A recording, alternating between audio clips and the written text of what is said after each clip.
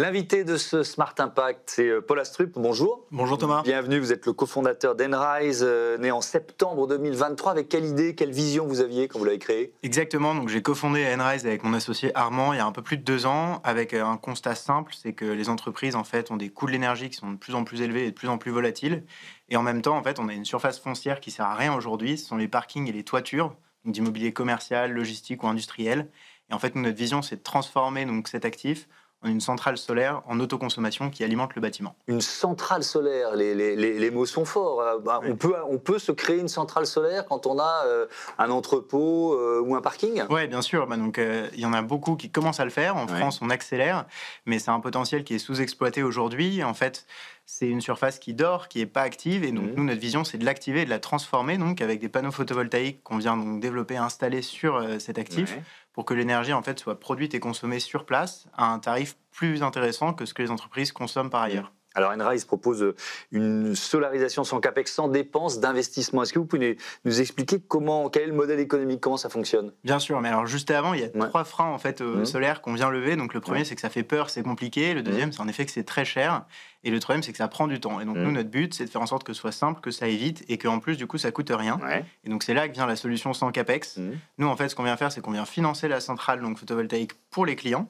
Donc on a un bail en échange avec le propriétaire pour le droit d'installer notre centrale. Lui perçoit un loyer. Et nous ensuite, on revalorise du coup l'énergie auprès de son locataire à un tarif plus intéressant que ce qu'il paye dans le marché. Alors on voit bien le levier écologique, il est évident. C'est aussi un atout de valorisation patrimoniale. C'est aussi un des arguments que vous présentez? Oui, exactement. En fait, un actif qui du coup a installé donc, des panneaux photovoltaïques sur sa toiture ou sur son parking gagne en valeur pour prendre la valeur. Points. Exactement. Le premier, c'est que déjà, il est compliant avec la réglementation qui incite de plus en plus les propriétaires à solariser leurs actifs. De l'autre, c'est qu'il y a un loyer supplémentaire et donc ça peut réduire les charges pour le locataire. Donc c'est vraiment une solution gagnant-gagnant entre les propriétaires et les locataires. Et nous, on vient vraiment fluidifier en fait ce marché-là. Alors justement, vous parliez de réglementation. Les contraintes réglementaires, c'est quoi aujourd'hui? Oui, donc aujourd'hui, il y a une réglementation qui s'appelle la loi APER qui stipule qu'on doit recouvrir à hauteur de 20% à peu près les parkings de plus de 1500 m² d'ombrières photovoltaïques. Et il y a une autre réglementation aussi qui stipule qu'on doit recouvrir aussi donc, les toitures de plus de 500 m². D'abord les toitures qui sont en construction et les rénovations lourdes, et ensuite ça sera étendu à toutes les toitures existantes. Donc c'est un marché qui est gigantesque. Il faut savoir que sur des toitures existantes, il peut y avoir aussi des freins techniques, puisque toutes les toitures en fait ne peuvent pas accueillir du solaire aujourd'hui malheureusement. C'est pour ça qu'on n'en a pas partout. Il faut parfois faire des travaux pour renforcer justement la charpente. Il faut parfois retravailler l'étanchéité ou l'isolation. Mais dès qu'on va intégrer en fait un plan de rénovation d'une toiture, c'est très très pertinent de regarder du photovoltaïque parce que ça permet de valoriser le bien et de réduire du coup les charges du locataire. Quelques chiffres, la France compte plus de 680 000 toitures commerciales et industrielles. Moins de 5% d'entre elles sont équipées de solutions photovoltaïques. Vous avez commencé à répondre à la question, mais comment vous expliquez un tel retard? Parce que là, il y a un potentiel énorme. Exactement, c'est bien pour ça qu'on a lancé Enrise, justement, c'est pour accélérer les choses et nous permettre du coup de développer plus de photovoltaïque en France parce que c'est l'énergie en fait du futur. Une des principales explications, c'est qu'en fait les coûts du solaire ont été divisés par 10 en 10 ans. Donc c'était pas la même équation économique, si vous voulez, il y a 10 ans que ça l'est aujourd'hui. Et en parallèle, vous avez les coûts de l'énergie du coup qui ont augmenté et qui sont de plus en plus volatiles. On l'a vu sur les 3 dernières années. Les différences, en fait, l'espace de quelques semaines qui sont apparues sur les marchés de l'électricité sont significatives.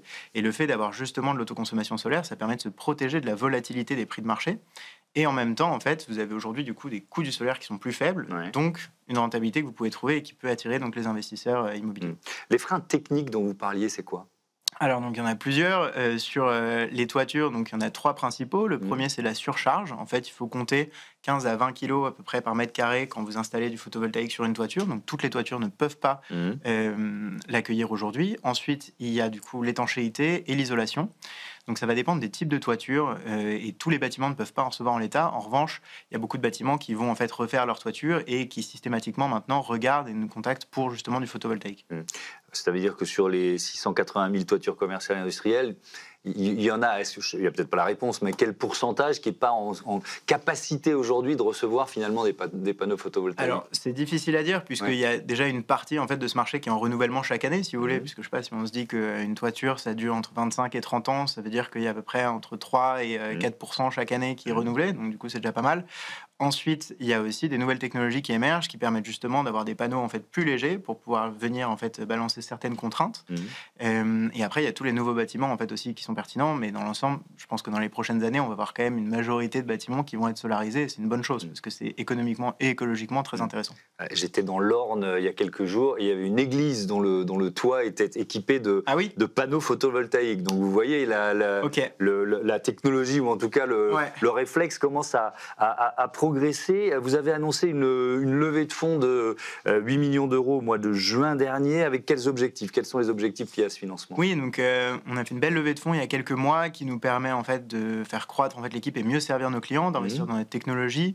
Pour vous donner quelques chiffres, on était en fait 7 il y a 6 mois. Aujourd'hui, on est bientôt une vingtaine, donc l'équipe croît vite, aussi vite que le marché. Et notre but, c'est aussi de redoubler en fait la taille de nos effectifs et de continuer à recruter des talents du coup l'année prochaine. On a une entreprise qui est très dynamique et je pense qu'il y a beaucoup de choses à bâtir pour pouvoir justement accélérer en fait le déploiement de l'autoconsommation solaire pour les entreprises. Ça nous permet d'investir dans notre technologie. En fait, on a une très forte vision tech. Concrètement, le solaire, c'est quand même une très belle filière en France. Il y a plus de 130 000 emplois, mais il y a peu d'acteurs qui sont très digitalisés parce que c'est des processus métiers qui sont assez longs. Et je pense qu'on est un paradigme en fait dans le marché, où historiquement, il fallait produire, si vous voulez, les plus grosses centrales avec les coûts les plus faibles. Aujourd'hui, c'est toujours important de maîtriser ses coûts, bien sûr, il y a un optimum économique à trouver, mais ce qui est important, c'est de pouvoir piloter l'électron une fois qu'il est produit. Et en fait, c'est ça, notre vraie proposition de valeur pour les clients. Oui, parce que vous parliez de la volatilité du marché. Il y a régulièrement des périodes où on se dit, tiens, là, on vend à perte, en fait. Alors, ça arrive. Donc, nous, sur notre type de client, pas réellement, parce que souvent, du coup, ils ont des contrats, en fait, avec des tarifs heure pleine, heure creuse, etc. Donc, on vient plutôt les aider à réduire vraiment ces coûts-là, ils ne sont pas à perte. En revanche, il y a une notion de comment on pilote et comment on optimise l'électron. Et donc ça, en fait, il y a plusieurs mécanismes en fait, pour revaloriser l'électron. Donc il y en a un que nous, on intègre aussi, c'est le stockage, pour pouvoir justement faire des arbitrages entre est-ce que je consomme, est-ce que je stocke, comment est-ce que j'optimise du coup cette production pour que ce soit le plus intéressant pour le locataire du coup. Vos innovations, elles se situent où? Parce que les panneaux, c'est pas les panneaux voltaïques qui non, sont... Non, on ne fabrique pas les panneaux. Bon, ok, donc c'est vraiment dans l'offre digitale, dans cet accompagnement? En fait, on est vraiment parti d'une approche client, c'est-à-dire qu'est-ce qui a le plus de valeur pour les clients. Et donc il y a plusieurs choses. La première, c'est avoir un partenaire qui soit rapide, efficace et fiable. Et donc du coup, notre technologie nous permet d'estimer de façon très rapide, en fait, au début de projet, quels vont être les coûts et quelle va être la rentabilité pour le client, avec une marge d'erreur très très faible. Donc du coup, quand on s'engage sur des chiffres, en fait, on les délivre derrière. Ça nous permet d'être plus rapide dans le développement de projet. Savoir qu'un projet solaire en France, sur les entreprises, ça peut prendre jusqu'à plus d'1 an. Nous, les premières centrales, on les a délivrées en 8 mois à peine, donc c'est très rapide sur le marché. Et c'est justement parce que notre technologie nous permet d'être très efficace. Et la troisième proposition de valeur, c'est justement, une fois que la centrale est installée, comment on optimise en fait cet électron produit. Vos panneaux photovoltaïques, qui viennent forcément d'Asie, de Chine, à quoi, 98%, 100%? Alors, ça dépend. Il n'y a pas vraiment d'alternative? Je crois qu'il y a plus de 85% du marché en fait, qui vient de Chine, donc c'est un peu triste parce qu'il y a 15 ans, il y avait un tiers de la production qui était en Europe, un tiers qui était en Amérique du Nord et un tiers en Asie. Malheureusement, on a laissé le train filer et aujourd'hui, les Chinois ont en fait des méga factories qui produisent énormément, qui produisent aussi des panneaux de bonne qualité.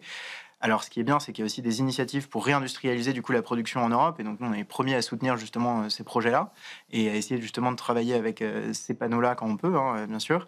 Mais aujourd'hui, c'est vrai qu'il y a eu quand même beaucoup d'industrialisation et d'avance du coup sur la Chine. Nous, on essaie de regarder systématiquement donc une alternative avec des panneaux européens et parfois avec des panneaux du coup qui sont chinois. Il faut quand même savoir que pour pouvoir travailler avec des modules qui viennent de Chine, donc c'est la grande majorité du marché, il faut aujourd'hui pouvoir justifier en fait quand même du bilan carbone des panneaux qu'on va utiliser. Donc, il y a des réglementations assez strictes quand même là-dessus et c'est quand même beaucoup plus encadré maintenant. Ouais, mais c'est beaucoup moins cher que les panneaux fabriqués en Europe? Ouais, il y a un arbitrage économique. Donc, en fait, si vous voulez, nous, on a un modèle où c'est nous qui allons investir. Là, on va regarder du coup ce qui a du sens sur le projet. Et puis, un autre modèle où ça va être les clients qui vont nous dire, écoutez, moi, ça m'intéresse en fait d'investir dans ma centrale. Est-ce que vous pouvez m'aider? Et donc là, on va développer le projet en fait pour du coup des propriétaires qui veulent investir eux-mêmes. Et donc là, on va leur présenter les deux options. À la fin, c'est eux qui prennent aussi la décision, et donc ça va dépendre des sensibilités de chacun. Il faut savoir qu'il y a des belles alternatives aussi en Europe, mais que ça met du temps en fait à se redévelopper. Qui sont vos clients aujourd'hui? Alors, on travaille avec beaucoup de foncières qui sont spécialisées dans l'immobilier, donc logistique, commercial.